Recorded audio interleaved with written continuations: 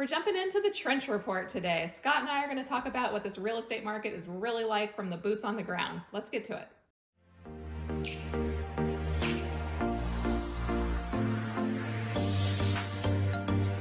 Hi, Jessica here from the Genung team and Active Realty, and I have Scott here with me today as well. I'll let Scott say hi. Yeah. Hey everyone, Scott here with Active Realty, and I'm happy to be here with you today. Awesome. We are going to be jumping into the trenches. We are going to be telling you what this real estate market is really like. We're going to be sharing some stories. We're going to talk about how are interest rates affecting the market.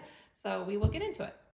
So the hot topic in the real estate market right now is interest rates. So of course we have to dive into that. They are currently in the low fives, which is up quite a bit from just a few months ago. So people got very comfortable with their rates in the high twos and the threes. So once they started to get into the fours, and now we're seeing the fives, I think for our clients, that's definitely impacting things. How about for you?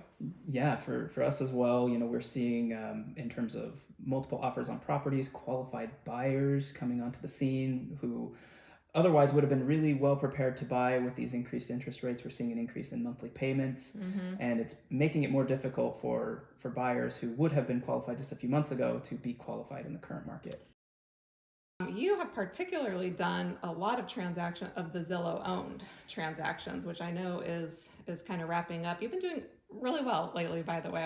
I think you've closed at least 4 in April, and as of the day that we're shooting this, April's not even done, so congratulations. Thank you. But I know you've been doing a lot more than we have been doing of the Zillow owned properties, and have been having better success negotiating repairs than we have in the past. You want to tell us about that? When it comes to negotiating the repairs with Zillow, I've been just advising my buyers to either get a price estimation where they can look and see exactly how much it's going to cost for each and every repair when they have their home inspection. That's one piece of advice I give them. And then the other is to ask for what they want, because Zillow is a corporation. This is not an individual buyer, a human being, it's a corporation. So a lot of times if you ask for what you want, Zillow will oftentimes meet you somewhere in the middle, or they will give you everything you want if you can justify it with a price estimator. Right. That was what really made the difference for us. Yeah, that is super smart. And that's actually a service that this home inspection company that we use pretty regularly. We have a couple different home inspection companies that we use, but one of them will, with the report, you have to pay extra for it. What do you think it is, like $100 Yeah, or so? it's not very much, but it's obviously worth it when you go to the negotiating table. Yeah, so they will, you get your inspection report, which is normally like a 30 to 50 page document, and then you can pay extra for this repair pricer, and it goes to this outside company that looks at the inspection report and will price out exactly how much each repair is going to cost. So then you have that additional documentation that you can submit with your repair request. So how many Zillow owned transactions do you think you've done over the past year? So I've done 6 this year. Oh, wow. Yeah, so it's been quite a bit, and that includes having some investor clients as well. Well, that's interesting that you've had several investors buying these Zillow-owned properties, and that's another good topic to talk about, because we do get a lot of calls from investors, and Chris and I, we're normally the ones taking these calls, and we're very upfront with them because we've gone through this process with quite a few investors, and because the prices have increased so much in our area, then the average investor is putting about 20% down, and the numbers can be difficult to pencil out as far as cash flowing. So a lot of our investor clients have been people that are buying it. Maybe they want to move into it later. Maybe they're going to rent to a family member. Cash on cash return is actually pretty difficult around here. Right. A lot of them are just breaking even, or maybe even losing a little bit. But interesting that the Zillow owned properties were making sense to investors.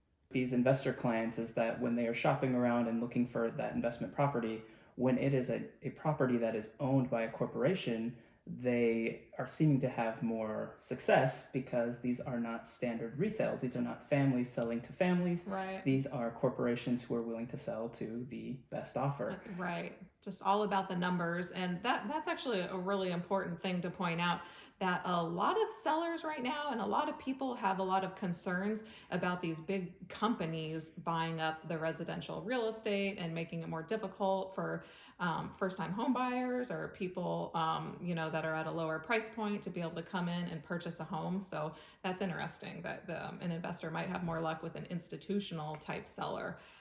And we have a lot of investors looking at new construction as well, which is even harder to pencil out because it has the higher taxes. But some of these new construction communities won't even sell to people that are not going to own or occupy. So not all of the communities, but there are certain ones that it's not even an option for them. And I've also noticed that when it is an option, there's a certain time limit that they must live in the property for before they will allow rentals within the community. Right, very good point. All right, let's talk briefly about new construction, the wait times for buyers. Yeah, so I know that we've gone to a couple of the same communities with some buyers in recent months, weeks and months, and we've learned that the wait time, which was previously 3 to 4 months, has actually gone down to 1 to 2 months. So those wait lists are shorter, and that's a great sign for people who are wanting to get into new construction sooner than later. Yeah, and this particular community, this is a popular one up in Menifee's Audie Murphy Ranch.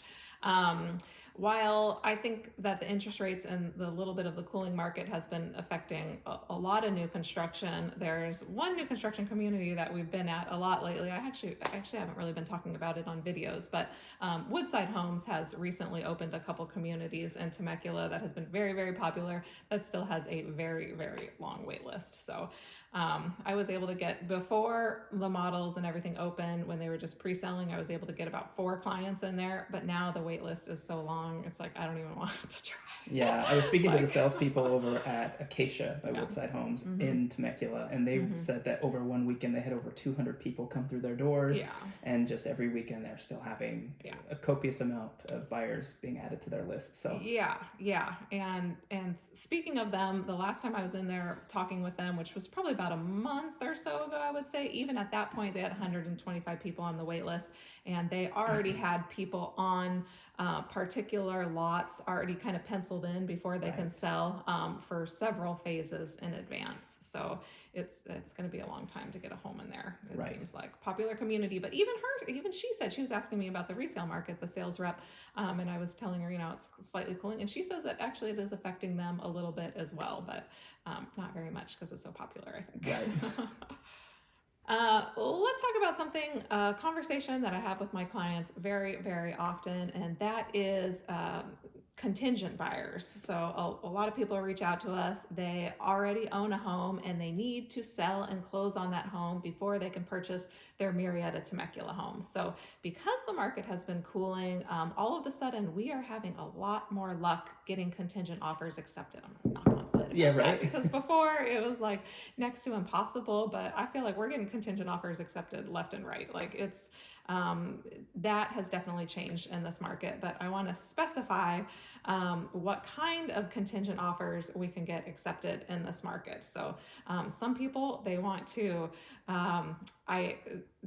identify the property first and then put their home on the market, and that's not going to work. Like your home needs to be not only on the market, but preferably under contract, and then the further along you are in that escrow and the more contingencies you have removed in that escrow, the better chance that I can sell that to the listing agent. Yeah, and to give an example of that, we had a buyer just this last month, a few weeks ago, who closed on a property. When they had their offer accepted here in Murrieta, they were just 2 weeks away from closing on their home, and all contingencies removed. Okay, so it's almost like that buyer is not contingent. So so when we're submitting contingent offers, we want to provide the listing side and the seller, which is with as much information as we can as possible. So we're going to be providing the full contract on the contingent property so they can see the details on that property. We're going to be providing any contingency removals that have already been executed.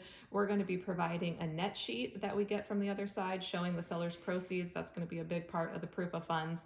So contingent offers, while they have been very difficult over the past couple of years, it's getting easier. And if you provide the other side with as much information as we possibly can, we have a better chance of getting those offers accepted.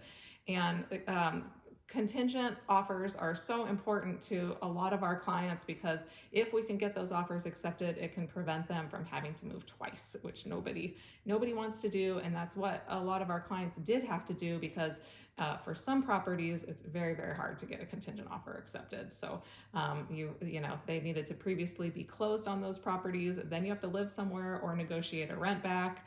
And then, you offer on your new property, which unfortunately means having to move twice, but we're avoiding that for a lot of clients right now. Yes. So we kind of want to balance out some of this optimism that we're having on the buyer side with some realities in this market. So I will talk briefly about one transaction that I recently had closed.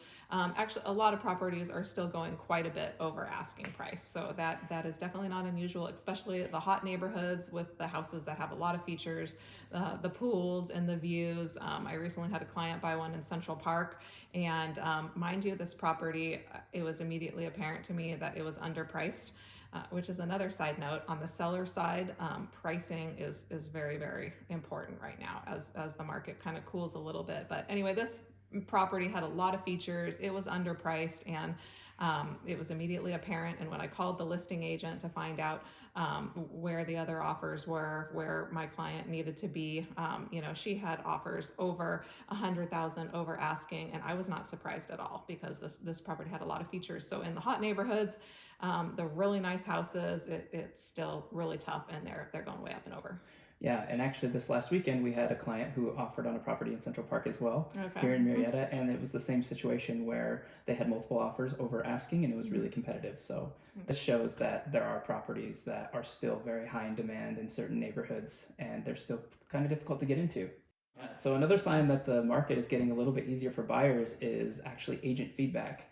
I know that in a standard, more balanced market, the listing agents are calling buyers agents to ask for feedback. What did your buyers think? Are they planning on offering? And in the hot sellers market, that just wasn't happening. Yeah. In my year of working with the team, I haven't had hardly any phone calls from listing agents asking for feedback. Yeah. However, this week alone, after doing about half a dozen showings over the weekend, I had 3 listing agents contact me on Monday asking for feedback. So I think that is another sign of a cooling market. I have really noticed that as well. And yeah, before the past couple of years, it's part of the listing agent's job to get some feedback after the weekend, how are buyers responding to the listing. And yeah, when they have 10 or 15 offers, they are not needing to make these calls.